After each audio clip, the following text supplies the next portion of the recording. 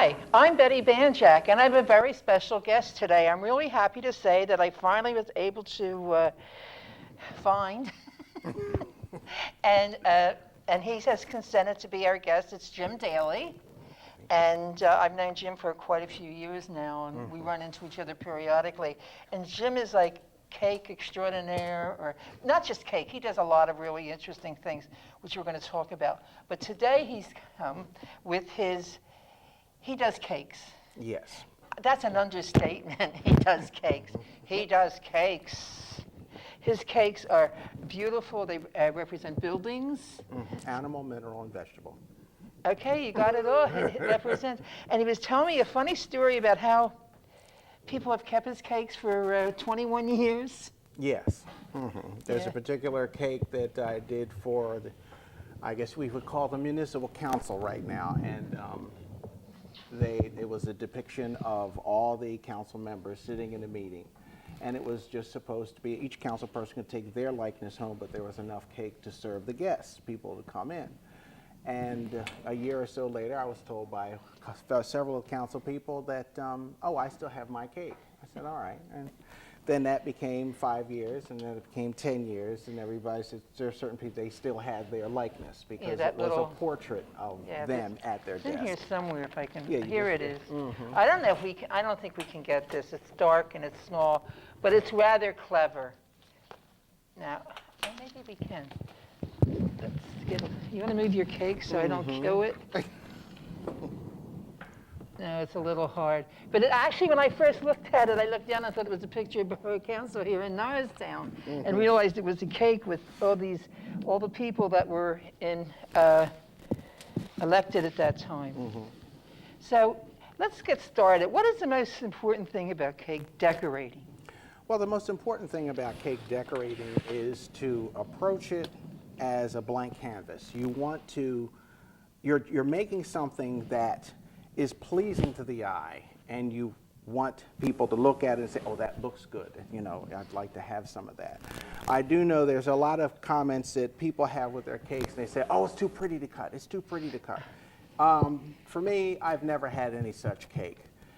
The basic thing about a cake, what you do, you want to try to, it's just like preparing food and any other kind of food, hot food, dessert, so forth. You want to make it appealing. You want to make it nice looking so people would enjoy it.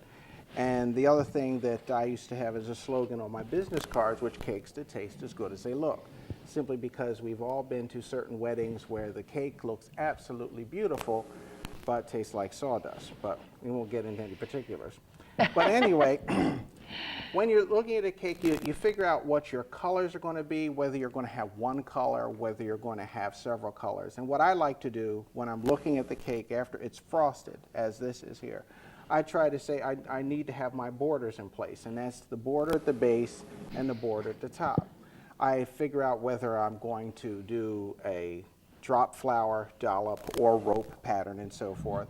And usually I'll just spin the cake and I'll look at it to see if any particular side of it says, well, I'm the front and I'm the back and so forth, because every cake is different. So I'm just going to do a simple pattern here of just doing a border, and usually when I'm working on the border, I'll start at the bottom. So I'll just do a simple pattern. Jim is an artist. Besides being a cake artist, he's an artist. Yes. So this is what he looks at this as a canvas, as he said. And maybe that'll make it easier for some people who are artists and think of, oh, I can't make a cake, I can't make a cake. It's just a matter of drawing. You can think about it as arts and crafts also. You're doing arts and crafts work. Look, the worst thing that can happen is it can be a real failure and you can eat it. Yes, exactly. That's the worst thing that can happen to a cake. So once I figure out a pattern, and it sort of works, because the one thing about when the frosting is fresh, you can just take it and just scoop it right off and say, I don't like that, and put it back in the bowl. But I said, okay, I like that, that'll work. Then I think about the next part of the border, and I do essentially, well, I may do the same pattern, or I may do something different. Are you doing that on the side and the top together? Yes. Well, that's doing nice. it on the base and the side of the top. I love these dishes. not dishes, what are these things called? Lazy Susan? Lazy Susans. They Yes. really do work when you do a cake. Well, that's what most professionals will use unless they're doing a small one, and they may want to just use something else. Now, what I'm using here, usually I use a pastry bag. So this is just a regular. Oh, you can get it in any supermarket. You usually find Looks like a little baby bottle. Exactly, and you can just. I'll let that go. You can use a spoon, and you just trowel it in. Jim, how long does this icing last if you make a batch and you have some left over? Well, if you make a batch and you have some left over, you can usually just make sure it's sealed. You put it in the refrigerator, and it can last for anywhere from 3 weeks to 3 months. It just depends on how often you go in and out the refrigerator. As long as it's in a cool place. If you know you're not going to use it for a while, you can freeze it. And and then you just take it out. Whenever you know you're going to use it, you take it out of the freezer about 48 hours ahead of time. And then after you take it out, you put it in the refrigerator. And then you let it sit there for another 24 hours. And then you take it out of the refrigerator, and then you put it in you just put it on, let it get to room temperature. And that way it can settle in. And then it'll become just as pliant. Now, what kind and of easy to icing use. is this? This is a buttercream frosting, but basically to have it so white, I've used shortening instead of butter. If you use a little butter, then that way it becomes, it has a light yellow or cream patina. So it depends on the color scheme. Like this particular combination would be what I would call my wedding cake, any wedding cake thing, white on white, cream on white, or white on cream. He told me he made a black and white wedding cake. Is that Yeah. true? Well, I've seen them done. Oh, and you I've didn't seen do them it. done. I didn't do it. I've seen them done, and that's basically you use a slight pattern, and you just do you just use mostly white, and then you accent with black. Now I'm just going to play with certain aspects here and do a little vine, rather lace work, and that's basically. Just a different color? Yeah, this is green. I hope it won't come It out. was green. Yes. All right, now wait a minute.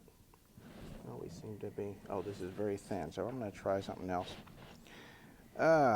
Jim has a whole Yeah, I have a, caboodle of tips.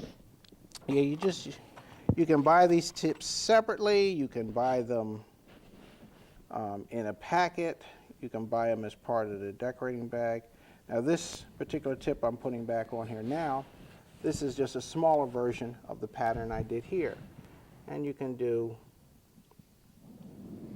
something that it's almost like when you're doing lace, you're scribbling.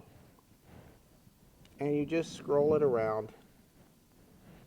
And then it could be, if you use a thinner tip, you can also work to create something that looks like a vine, something looks like leaves. And the reason I'm using this is because I'm going to work on putting leaves and flowers and so forth. And they can be drop flowers, and they can be roses, and they can be different kinds of patterns that you can use. And you can also use some of the ready-made decorator sprinkles, but it just depends on what you're trying to do. You can get those tips like in throwaways. Yes. I like that because you don't have to worry about cleaning it out. You can just Exactly. throw it away. It's, Well, that's sort of what this is. This is just Yeah. a plastic Yeah, but you item. can wash that out. You can wash that out, but you can also get a very simple pattern otherwise. Now, in loading, like this, like I said, most of the time I use a pastry bag. When I started doing this sort of work, I used one of these items because I was usually doing cakes this size. But then when you start doing cakes that serve 200, 300, and 400 people, and you have to have another way of doing it. So let me see. I'll use a little orange. I have a spoon here. When you're filling the bag, Came real well prepared, huh? I'm used to traveling and doing cakes. A lot of people say that you can put the bag in a cup, in a glass, and something like that, but you really don't have to do all that, particularly the way they make them now. This is a plastic reusable, and this is by a cake company by the name of Wilton. So let me I see. think that's a nice known Yeah, supplier of I think that's what cake I got supplies. started looking at years ago. I'm going to do, Ah, yes, a rose. I'm going to do a little bit of a rose here, basically. And then you just take the spoon, you dollop it in. And what I usually do is hold the bag tightly and you just drop. And that makes sure you get rid of the air down at the bottom. You burp it. Exactly. And then you just put the thing in now. As you're filling this up, depending on how much you have, you want to make sure your frosting is always covered. You want to make sure that you always have your stuff done ahead of time. When you put in the last bit, it doesn't make any difference if you touch the bag. You use your finger and you pull it in, and you just like scraping off in a bowl, and you scrape it into the bag. Then you do the same thing. You just drop it down. I'm going to do a challenge. If anybody wants to make a cake out there and send us a photo here at Look Who's Cooking, we'll look at the cakes and look, maybe we'll have them on and you can come on with them, huh? Yeah, that'll work. Now, this is called a nail for obvious reasons. Basically, it's a flat head item that's soldered to the top of a nail. And this is used to make a rose. Now, what you need in starting with a rose, you have to take a little bit of frosting and you make a little button or a little tower on the nail. Now, the best thing to do with something like this, what I usually do a lot of times, I'll take the frosting and I'll add a little cornstarch into the frosting. And I'll basically mold the item in place. That way, it's stiff enough, it'll hold the flour. But I'll just make a small item. Now, every rose needs that middle. Yes, you have to. Now, either, I'll show two different roses. This will be a fully three-dimensional rose, and the other one will be one that'll be applied directly on the cake. Well, you put the thin part of the tip near the top, and you just turn very slowly, and you just make something as a closure of the top of the rose. Now, that represents the top bud. And then you start at the bottom and you just do petals. Usually you do about 3 at a time. Now you can stop with that and that would be a rose bud. But then then if the more mature you want the rose to seem, then the more petals you use and the more items you put in place. Also, the larger you want, because I also have a nail which has a 3-inch head, the larger you want the rose, the higher you make the center tower. Then it's a matter of taking a spatula, you can let it set, removing it, and placing it on the cake. Usually you let it set and dry. That went off And the you, nail real easy. yes. Now, sometimes some people say you can take a dollop and put a piece of wax paper on there and you build the thing up that way. Then you can do a lot of roses in advance. And that's what I do a lot of times if I know I'm going to do a certain amount of roses. For instance, when I did my sister-in-law's wedding cake, she was insistent on, she didn't want any traditional white wedding cake. She said, I want some color. So essentially, and I think it's in there, essentially I just did a bunch of roses and ended up being about 51. There it is. Is that it? That's the one. Ended up doing 51 roses, and I did them all ahead of time and lined them up on a tray and so forth and set it up. I took it out. Maybe we could see it better here. You getting it? Oh, yeah. And how many did that feed? A lot. Oh, yeah, let me see. Is it on It's there? on here. Uh-huh, yeah. It's He on has there. everything marked. He's so good about this. So it's 150, not including top. Yes, the top part of the wedding cake, of course, is always for the bride and groom's first anniversary. Although I'm not sure if the top of that one survived that long, but we won't get into The top of the wedding and the marriage. But yeah, the marriage is still going strong. Oh, okay, but but the the top top- wedding cake, well, who knows? Maybe it's Anyway, now that's how you do a full three-dimensional rose. Now the way, sometimes if I'm in a hurry and I may be doing several cakes at the same time, I'll use the same decorator tip and just do a circular motion right on the cake, and then just do a back and forth motion like that, and that gives the sense and the feeling of a rose. You can also do something like you can do drop flowers. That's called a star tip. Oh, my favorite tip. Yes. You can make anything with the star tip, Yes, I swear. a star tip you can do. And they come in drop all flowers. sizes. Yes, all sizes, all shapes. And this is another thing that's very interesting. You can you just look at different areas and you just drop the flowers down, and you can actually work as if you're working with real flowers. And you say, let me see, I want a group there, sets of 5. Usually try to go in odd numbers, a group of 1 flower, a group of 3, a group of 5. And then you can also consider, well, maybe I want the flowers to cascade. So you can use this same item, and you can just let the flowers come down the cake, and just as if you've just tossed them all over the piece. May I make a suggestion? If anyone wants to try this, is to star tip, I think, is by far, and you can do borders, you can do everything. To go out and invest in a star tip in a bag, and you don't have to go do it on a cake if you don't want to. Take a baking pan, turn it over, upside down, and put some paper on it, and just practice on there, and be surprised how quick you're going to. Exactly. You can practice on the piece of wax paper or cooking tin. You can even scrape that off, put it back in, and do it again. And now, that star tip is? The other thing you can use is a regular writing tip. They come in different sizes also. This is also can be used for any sort of work. You can do everything. You can do the whole cake with that. Yeah, but I like the star tip personally. I've dabbled a little in cake decorating. Nothing like Jim. Well, everybody dabbles.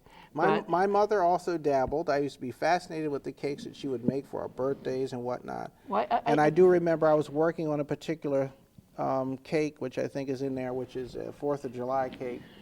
And she was looking at it and said, I can retire. Well, of course, I stopped and said, well, who's going to be doing my cake? And, there was a little brief argument. Well, I guess but I she can understood she had to do it.